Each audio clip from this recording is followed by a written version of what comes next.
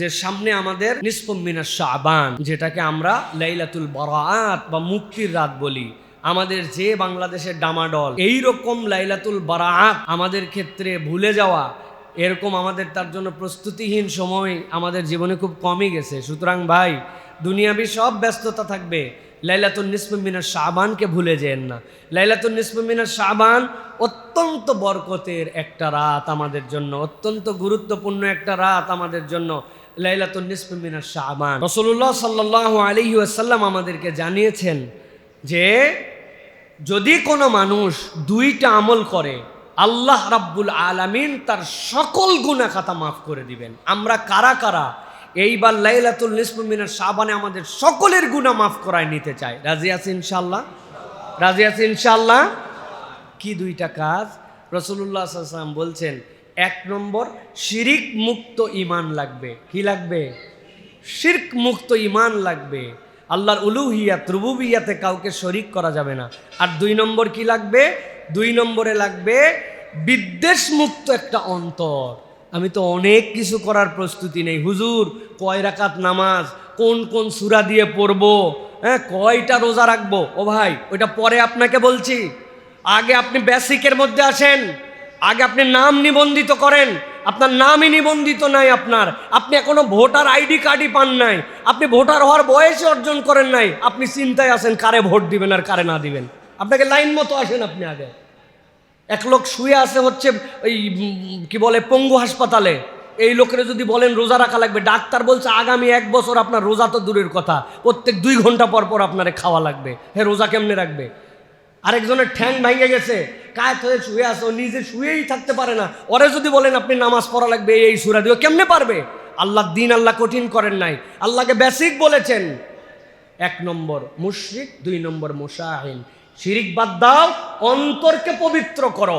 আল্লাহ রাব্বুল আলামিন আসমানে নেমে আসেন, তার সব বান্দাকে এই 2 অপরাধ না থাকলে লাইলাতুল নিসফু মিনাশ শাবানে ক্ষমা করে দেন। সুবহানাল্লাহ।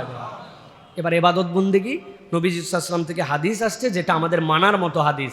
দেখলেন নবীজি রাত্রির সিজদায় পড়ে আছেন, তারা মনে করলেন নবীজি বোধহয় ইন্তেকাল হয়ে গেছে, এত দীর্ঘ সিজদা।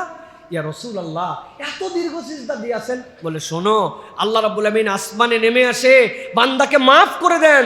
আমি আল্লাহ রাব্বুল আলামিনের অনুগ্রহের ভিখারি হয়ে আমি আল্লাহর জন্য সিজদা করি। অতএব আপনি সালাত আদায় করেন, কিন্তু 1 বার সূরা ফাতিহা, 10 বার সূরা ইখলাস, 11 বার উমুক, এরকম কোনো তরিকা আল্লাহ বলে দেয় নাই। আর দিনের বেলা পারলে আপনি রোজা রাখেন। শাবানের রোজা তো এমনি গুরুত্বপূর্ণ, শেষের 3-4টা ছাড়া আল্লাহ নবী সব রোজা রাখতেন। সুতরাং আমরা নিসফুম মিনাশ শাবান আমাদের মতো আল্লাহ রাব্বুল আলামিনের কাছে দোয়া করব, অন্তরটা একটু পরিষ্কার করেন। এখন বাংলাদেশে সব আছে, খালি অন্তরটা কারো পরিষ্কার নাই। সবগুলো অন্তর আমাদের নষ্ট হয়ে যাচ্ছে প্রিয় ভাইরা। আমাদের বিভিন্ন কারণে আমরা বিদ্বেষী হয়ে যাচ্ছি একজনের উপর আরেকজন। এই জন্য আল্লাহ আমাদেরকে এই আমলটা করার জন্য তৌফিক দান করেন। একজন একটা দোয়া জানতে চেয়েছেন, এটা বলে আজকে আমরা শেষ করে দেবো ইনশাল্লাহ। সেটি হচ্ছে যে এমন একটা দোয়া, যেই দোয়ার ব্যাপারে রাসূলুল্লাহ সাল্লাল্লাহু আলাইহি সাল্লাম আমাদেরকে জানিয়েছেন যে এটা আমরা সিজদাতেও করতে পারি, এটা আমরা সব সময়ের জন্য করতে পারি। এমন কতগুলো দোয়া আছে যেই দোয়াগুলো আমাদের জন্য খুব জরুরি। তার মধ্যে একটা হচ্ছে আল্লাহুম্মা ইন্নী আসআলুকাল হুদা ওয়াত তুকা ওয়াল আফাফা ওয়াল গিনা। এটা হচ্ছে আমাদের জন্য একটা ইউনিক দোয়া। আল্লাহর কাছে আমরা হেদায়েত চাই, তাকওয়া চাই, আল্লাহর কাছে আমরা পবিত্রতা চাই, এবং আল্লাহর কাছে আমরা অমুখাপেক্ষিতা চাই। আল্লাহুম্মা ইন্নী আসআলুকাল হুদা, হেদায়েত লাগবে না ভাই? হেদায়েত নেই তো কিছু নাই। তোকা, আল্লাহ রাব্বুল আমিন আপনার কাছে আমরা তাকওয়া চাই, মানে খোদা ভীরুতা চাই। আল্লাহ, আমার দিলটাকে আপনি আপনার জন্য ভীতিময় করে দিন, আপনার হারাম থেকে যেন আমি বেঁচে থাকতে পারি। আল্লাহুম্মা ইন্নী আসআলুকাল হুদা ওয়াত তুকা ওয়াল আফাফা ওয়াল গিনা। আল্লাহ, আপনি আমাকে ক্ষমা করে দেন। আল্লাহ, আপনি আমাকে ক্ষমা করে দেন, আপনি আমাকে মাফ করে দেন। আর আল্লাহ, আপনার দিকে ছাড়া আমি যেন কারো দিকে মুখাপেক্ষী না হয়, সেই ব্যবস্থাটা আপনি আমাদেরকে করে দেন। এই দোয়াটা আপনাদের প্রত্যেককে মুখস্থ করতে হবে, সিজদার মধ্যে নফল নামাজে সব পড়তে হবে। পড়েন তো, আল্লাহুম্মা ইন্নী আসআলুকাল হুদা ওয়াত তুকা ওয়াল আফাফা ওয়াল গিনা।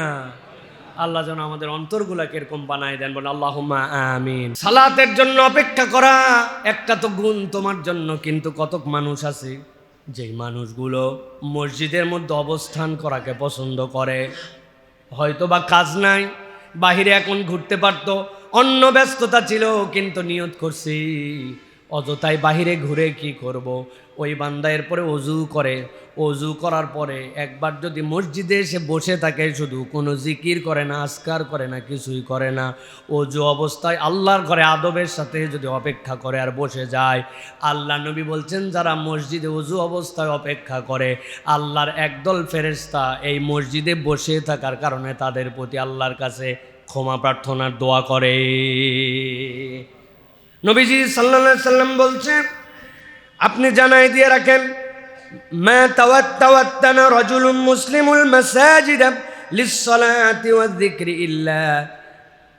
ইল্লা তাবাশবাশাল্লাহু লাহু কামা ইয়াতাবাশবাশু আহলুল গায়বি বিল গায়বিহিম ইযা কদিমা আলাইহিম।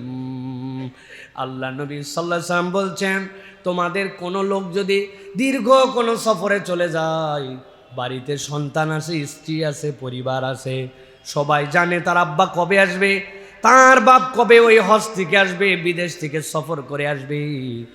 যখন প্রিয়জন বাহিরে যায়, দীর্ঘ সফর করার পরে বাড়িতে যখন আসে, সবার মনের মধ্যে যেরকম আনন্দ থাকে, আমার জন্য এই গিফট নিয়ে আসছে, আমাদের বাড়িতে আমাদের বাপ ফেরত আসছে, সকলের মনের মধ্যে যেরকম আনন্দ হয়, আল্লাহ নবী সাল্লাল্লাহু আলাইহি সাল্লাম বলছেন, কোনো ব্যক্তি যদি আল্লাহর ঘরে এসে বসে যায়, ওই পরিবারের কাছে ফেরত আসার কারণে সন্তান সন্ততির যা আনন্দ হয়, আল্লাহর ঘরে কেবলমাত্র জিকিরে বসে থাকার কারণে আল্লাহ রাব্বুল আমিন এর থেকে বেশি বান্দার উপরে খুশি হয়ে যায় যে আমার বান্দা আমার ঘরে আসছে, আমার কাছে এসে জিকির করে, সুবহানাল্লাহ, আলহামদুলিল্লাহ, আল্লাহু আকবার বলে।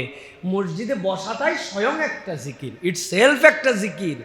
রাসূলুল্লাহ সাল্লাল্লাহু আলাইহি সাল্লাম বলতেছেন এই জন্য যে মসজিদে অবস্থান করা এটা হচ্ছে ফেরেশতাদের তার জন্য দোয়া এবং রহমত কামনা করে।